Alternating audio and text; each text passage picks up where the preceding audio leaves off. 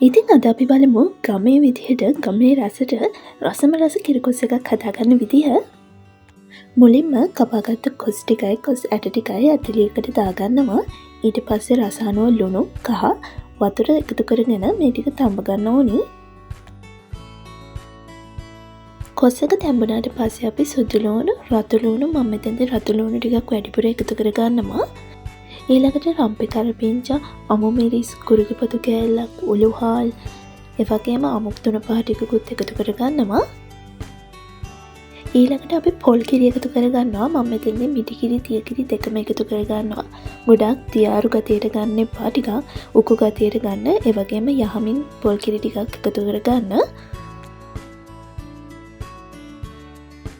කිරි දාලා මේ වෙලාවේදී මම ගම්මිරිස් ටිකකුත් එකතු කරගත්තා.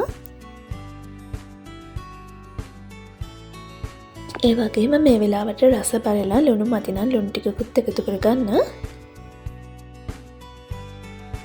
කිරි ටික ඉතුරුවට පස්සේ අපිට මේක ලිපෙන් බා ගන්න පුළුවන්. ලිපෙන් බාගත්තට පස්සේ දහි ඇඹුල් ටිකක් එකතු කරගන්න. ඉතින් මේ රසම රස කිරිකොස් කරි එක ඔයාලත් හදලා බලලා කමෙන්ට් එකක් දාන්න. ඒ වගේම වීඩියෝ එක හොඳයි කියලා හිතෙනවා නම් මාව subscribe කරන්නත් අමතක කරන්න එපා. ගිහින් එන්න සුබ දවසක්.